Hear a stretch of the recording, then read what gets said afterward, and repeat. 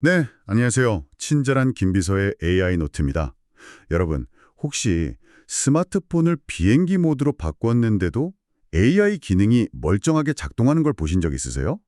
인터넷이 끊겼는데도 갤러리 앱에서 강아지라고 검색하면 강아지 사진을 귀신같이 찾아내고 실시간으로 외국어 간판을 번역해 주는 것처럼요. 예전에는 AI라면 당연히 저 멀리 어딘가에 있는 거대한 컴퓨터, 그러니까 클라우드에 연결되어야만 쓸 수 있다고 생각했는데 말이죠. 오늘은 바로 그 비밀, 인터넷 연결 없이도 내 손안에서 똑똑하게 움직이는 AI의 세계로 여러분을 안내하겠습니다. 네, 반갑습니다. 오늘은 AI가 과연 어디서 어떻게 생각하고 일하는지에 따라 이름도 역할도 달라지는 AI의 종류들을 하나씩 파헤쳐 볼 겁니다. 우리가 가장 흔하게 접하는 클라우드 AI부터 시작해서 오늘 이야기의 주인공인 온디바이스 AI, 그리고 이름만 들어서는 살짝 헷갈리는 엣지 AI와 임베디드 AI까지 이 개념들만 확실히 이해하셔도 앞으로 새로운 스마트폰이나 IT 기기가 나올 때 광고 문구 뒤에 숨은 진짜 기술을 꿰뚫어 보실 수 있게 될 겁니다. 와, 그거 정말 흥미로운데요? 기술을 꿰뚫어 본다니 벌써부터 전문가가 된 기분이에요. 좋습니다. 그럼 가장 익숙한 개념부터 차근차근 시작해 볼까요? 클라우드 AI, 우리가 AI 하면 가장 먼저 떠올리는 바로 그 방식이죠. 예를 들면 제가 집에서 AI 스피커한테 심나는 노래 틀어줘 라고 외치면 제 목소리가 어딘가로 뿅 하고 날아갔다가 잠시 후에 노래가 흘러나오잖아요.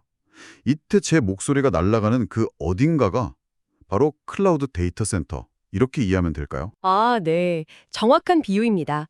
클라우드 AI는 바로 그런 방식이에요.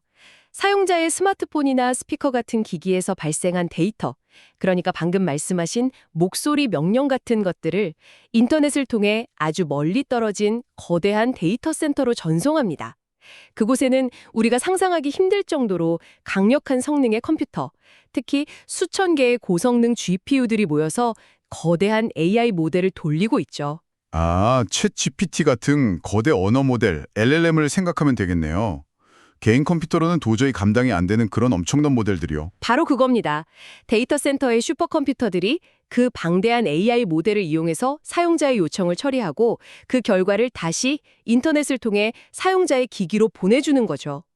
신나는 노래라는 명령을 분석해서 가장 적절한 플레이리스트를 찾아 보내주는 것처럼요. 거의 모든 고성능 AI 서비스가 이런 구조를 기반으로 하고 있습니다. 장점은 확실하네요. 내 스마트폰 성능이 좀 부족해도 저 멀리 있는 슈퍼컴퓨터의 힘을 빌려서 최첨단 AI를 쓸 수 있다는 거잖아요. 하지만 단점도 명확해 보여요. 일단 인터넷이 무조건 연결되어야 하고 데이터를 저 멀리까지 보냈다가 다시 받아야 하니 반응이 살짝 느릴 수도 있겠고요.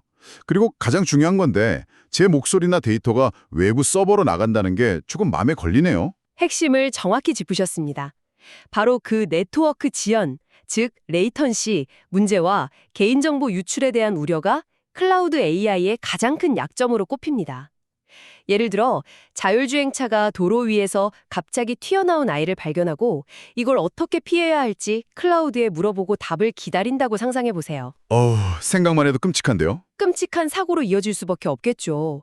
0.1초의 지연도 치명적일 수 있으니까요. 바로 이런 한계를 극복하기 위해 새로운 기술이 무대 위로 동장하기 시작했습니다. 드디어 오늘의 주인공이네요. 바로 온디바이스 AI군요. 이름만 들어도 느낌이 와요. 기기 위에서 온디바이스, AI가 직접 작동한다, 이런 뜻이죠. 네, 맞습니다. 온디바이스 AI는 말 그대로 인공지능 모델이 클라우드 서버까지 날아가지 않고 스마트폰, 노트북, 스마트워치 같은 기기 자체에 내장된 칩 위에서 직접 연산을 수행하는 기술입니다. 데이터를 외부로 전혀 내보내지 않죠. 데이터를 밖으로 안 보낸다고요? 와, 그럼 아까 걱정했던 문제들이 한 번에 해결되겠는데요? 반응 속도는 엄청나게 빨라질 거고 내 개인정보도 안전하게 지킬 수 있고요. 그렇죠. 인터넷이 불안정하거나 아예 끊긴 환경에서도 안정적으로 작동하는 건 물론이고요. 그래서 요즘 스마트폰 제조사들이 너도 나도 온디바이스 AI를 강조하는 겁니다. 실시간 통역 기능이 대표적인 예죠. 제가 외국인과 대화하는 내용이 저 멀리 서버로 전송되지 않고 오직 내 스마트폰 안에서만 즉시 통역되고 사라지니까 훨씬 안심하고 쓸 수 있는 겁니다. 아, 그래서 그랬군요.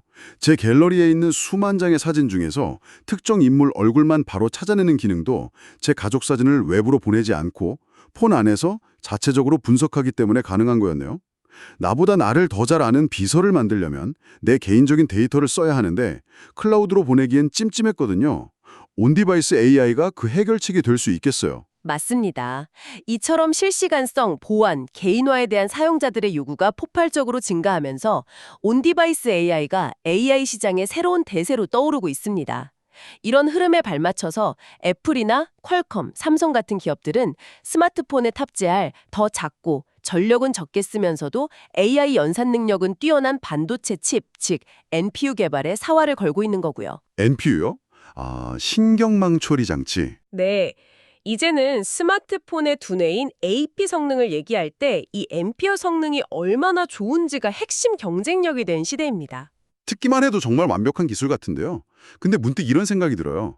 제 아무리 스마트폰 칩이 좋아졌다고 해도 축구장만한 데이터 센터에 있는 슈퍼컴퓨터의 성능을 따라갈 수는 없지 않나요? 복잡하고 무거운 AI 모델을 전부 이 작은 폰 안에서 돌리는 건 아무래도 무리일 것 같은데요. 아주 정확하고 현실적인 지적이십니다. 단말기에 제한된 저장 공간과 연산 능력이 온디바이스 AI가 넘어야 할 가장 큰 산입니다.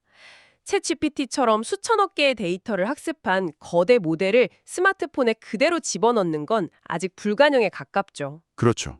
그래서 모델을 가볍게 만드는 경량화 기술이 굉장히 중요해졌고요. 또 AI 모델을 계속 최신 버전으로 유지하려면 소프트웨어 업데이트를 꾸준히 해줘야 하는 번거로움도 있습니다. 아, 기기마다 성능이 다른 것도 문제가 되겠네요. 최신 플래그십 스마트폰에서는 잘 돌아가는 기능이 조금 오래된 모델에서는 버벅거리거나 아예 안 될 수도 있으니까요. 그렇죠. 기기 하드웨어 사양에 따라 AI 성능이 천차만별일 수 있다는 점, 그리고 애플의 iOS와 구글의 안드로이드처럼 운영체제가 달라서 생기는 호환성 문제도 앞으로 계속 풀어야 할 숙제입니다. 그렇군요. 이야기를 듣다 보니 궁금한 게 또 생겼어요. 온디바이스 AI랑 비슷하게 엣지 AI나 임베디드 AI라는 말도 종종 들리던데 이건 또 어떻게 다른 건가요? 다들 기기 근처에서 일어나는 일 같아서 좀 헷갈리더라고요. 좋은 질문입니다. 사실 많은 분들이 헷갈려하는 부분이거든요. 간단하게 정리해 드릴게요. 엣지 AI는 온디바이스 AI보다 훨씬 더 넓은 개념이라고 생각하시면 편합니다.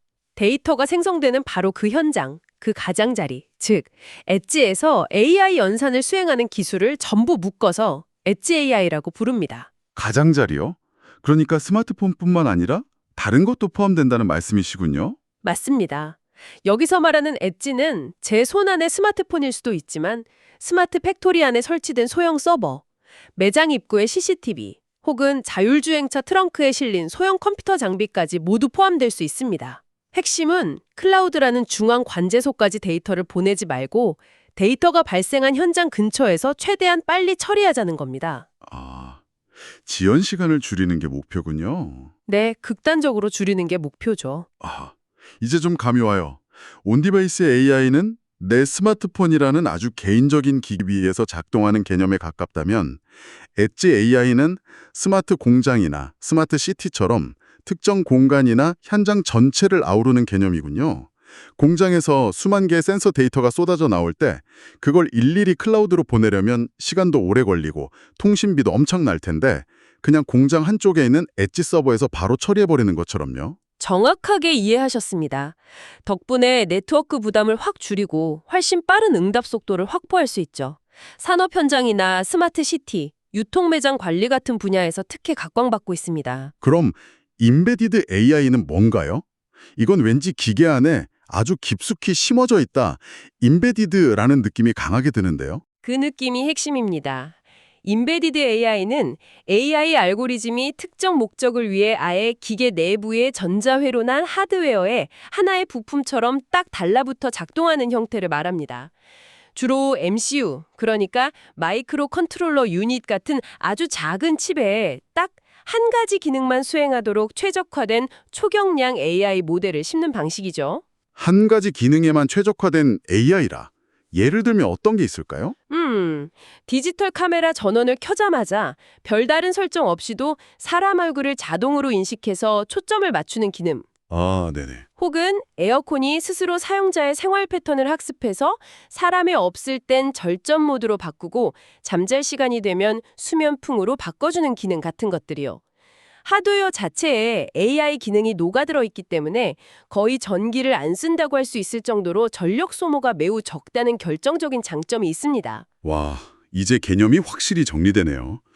그러니까 온디바이스 AI는 스마트폰처럼 다재다능한 고성능 개인기기, 엣지 AI는 현장 근처에 로컬 서버까지 포항하는 넓은 개념, 그리고 임베디드 AI는 특정 기능에 올인해서 하드웨어에 심어진 초소형, 초저전력 전문가 AI라고 볼 수 있겠네요. 네, 그렇게 세 가지를 구분해서 기억하시면 앞으로 AI 기술을 이해하시는 데 큰 도움이 될 겁니다. 그럼 앞으로 AI 시장은 강력하지만 느리고 개인정보가 걱정되는 클라우드 AI 진영과 빠르고 안전하지만 성능의 한계가 있는 온디바이스 AI 진영이 서로 치열하게 경쟁하는 구도가 될까요? 경쟁이라기보다는 결국 두 기술의 장점만을 쏙쏙 뽑아서 결합한 하이브리드 AI가 표준으로 자리 잡을 가능성이 매우 높습니다. 하이브리드요? 네, 말 그대로 두 방식을 똑똑하게 섞어서 쓰는 거죠. 하이브리드라면 자동차처럼요.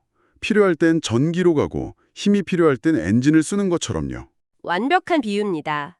AI도 마찬가지예요. 중앙 서버, 즉 클라우드는 챗 GPT처럼 복잡하고 방대한 학습을 계속 담당하고요. 사용자의 스마트폰이나 엑지 기기는 빠르고 즉각적인 반응이 필요한 간단한 추론을 처리하는 방식으로 역할을 나누는 겁니다. 아, 스마트폰 음성 비서 기능이 딱 그 예시가 되겠네요. 제가 인터넷이 끊긴 상태에서 시리야, 나 오케이 구글이라고 부르면 일단 스마트폰이 그 호출 명령어는 알아듣잖아요.